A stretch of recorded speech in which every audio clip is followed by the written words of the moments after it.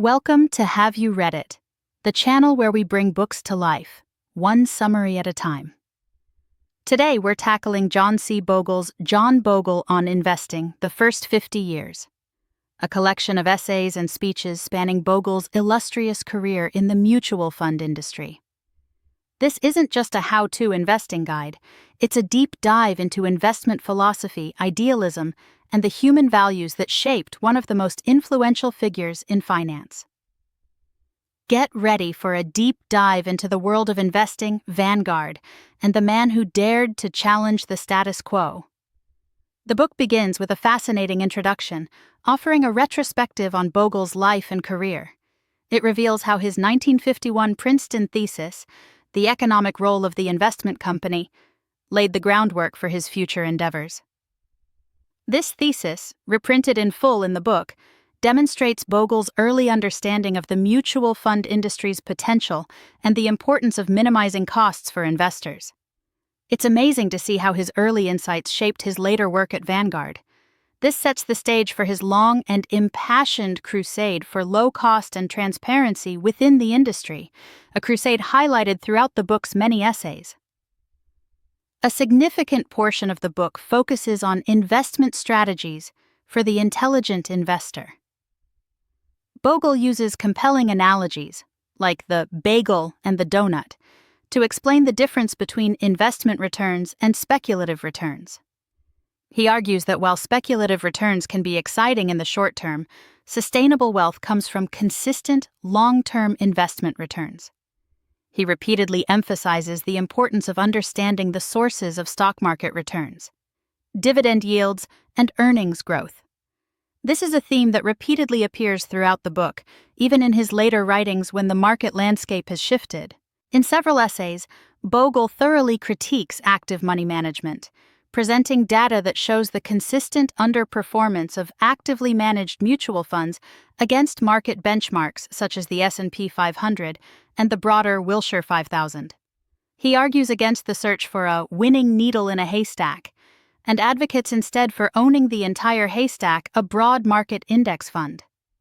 This argument is based on the simple principle that after costs, actively managed funds as a group cannot outperform the market. His arguments are bolstered by studies demonstrating the poor long-term performance of actively managed funds relative to various indexes. He's not just presenting an opinion here, he's providing concrete statistical evidence. Bogle's analysis isn't just confined to the stock market, he applies similar principles to bond funds. He stresses the importance of analyzing factors like expense ratios, investment quality, and duration when selecting bond funds. He cautions against gimmicks that promise above-market returns but ultimately fail to deliver for investors. This consistent theme of low costs and transparent strategies is a common thread throughout the book, regardless of the type of asset discussed. The book devotes considerable space to the mutual fund industry itself, its strengths and its flaws. While celebrating its success and the role of technology, Bogle doesn't shy away from criticizing what he sees as its major issues: excessively high costs, conflicts of interest, excessive marketing spending, and a failure of fund boards to adequately represent shareholder interests. He lays out this critique with passion and detailed reasoning, highlighting the fact that the mutual fund industry's cost structure eats into the returns earned by investors. He takes on the industry's flawed governance system, where external management companies control funds, potentially leading to conflicts of interest. Bogle uses strong language, referring to independent fund directors as Cocker Spaniels instead of the expected Dobermans. He passionately advocates for a more shareholder-centric model. He highlights the significant annual cost of these flawed structures in terms of lost returns for investors: hundreds of billions of dollars. A central theme throughout the book is the importance of creating shareholder value. He applies this concept not just to corporate America, but also to the mutual fund industry itself.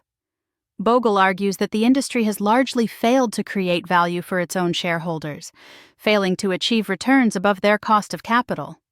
He uses several case studies and data points to support this claim, and argues that this failure is largely due to the high costs associated with mutual fund management and distribution. The book then shifts to a personal narrative, chronicling Bogle's founding of Vanguard and the challenges he faced in establishing a truly mutual fund company, one where the funds themselves own the management company. He describes this as the Vanguard experiment, and its success illustrates his core tenets of low costs, transparency, and shareholder centricity. He details the unusual circumstances surrounding his departure from his former firm, highlighting the conflicts of interest that he aimed to overcome at Vanguard. This section of the book highlights Bogle's unwavering commitment to his values.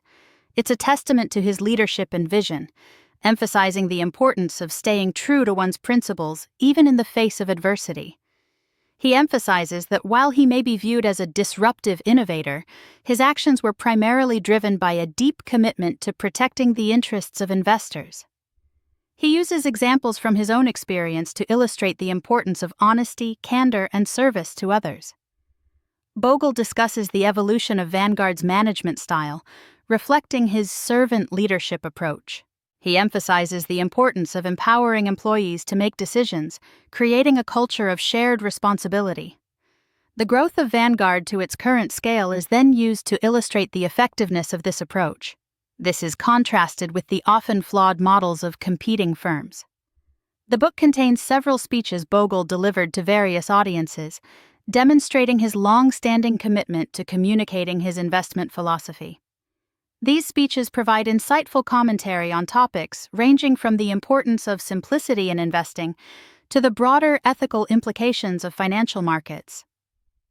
He frequently contrasts his hedgehog approach of simple long-term investing with the often complex and ultimately unsuccessful strategies of the foxes.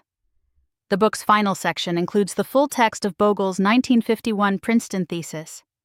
This is a remarkable inclusion, providing a fascinating glimpse into the roots of Bogle's thinking. While written over 60 years ago, the fundamental insights contained within remain strikingly relevant today. It's a testament to the power of long-term thinking and consistent values. Throughout the book, Bogle draws on historical context, quoting extensively from figures like Adam Smith, Lord Keynes, and Woodrow Wilson. This adds depth to his analysis and provides insights into the enduring nature of investment principles and the challenges of balancing economics and idealism in the financial world. He uses historical data to highlight the cyclical nature of markets and the importance of having a long-term perspective. One particularly memorable section examines the use of stock options as executive compensation. Bogle criticizes the practice of using stock prices as a measure of success and points out the potential for abuse, especially in volatile markets. This is linked to the idea of managed earnings, where corporations manipulate their financial reports to meet market expectations. He argues that this focus on short-term performance undermines the goal of creating long-term shareholder value. Several chapters address the implications of the increasing dominance of institutional investors in the financial markets. He argues that while institutions have the power to influence corporate governance and improve long-term value, many have focused on short-term gains instead of long-term sustainability. He uses data showing that mutual fund managers often hold shares for very short time periods, indicating a focus on speculation rather than long-term investing. Bogle shares personal anecdotes from his life, including his experience with a heart transplant, adding a human touch to the book and offering reflections on life, death, and the importance of purpose. These personal stories serve to reinforce his commitment to long-term values and his unwavering dedication to his principles. The narratives of those involved in organ donation also reinforce his core themes of caring, service, and the importance of the human element. The book concludes with practical advice for investors and reflections on building a successful business. Bogle's core message remains consistent. Simplicity trumps complexity. Long-term investing is superior to short-term speculation. Costs matter significantly in determining investment returns, and honest stewardship is essential for sustainable success. He provides heuristics and frameworks for investors to use to make decisions. So, what's the main takeaway from John Bogle on investing the first 50 years? Simplicity trumps complexity. Don't try to outsmart the market through complex strategies. Embrace simplicity by focusing on long-term, low-cost index funds. Costs matter. High fees and expenses dramatically reduce long-term returns. Prioritize low-cost investment vehicles. Time is your friend. Long-term investing, especially in equities, can moderate risk and accelerate rewards. Stewardship is paramount. Prioritize the interests of your clients, whether they are investors in your funds or your employees. Integrity and ethical conduct are essential. Owning the haystack, not the needle. Don't waste time trying to pick individual winners. Invest in a diversified portfolio representing the entire market. Thanks for watching. Make sure to give this video a thumbs up and hit that subscribe button so you never miss our next book dive.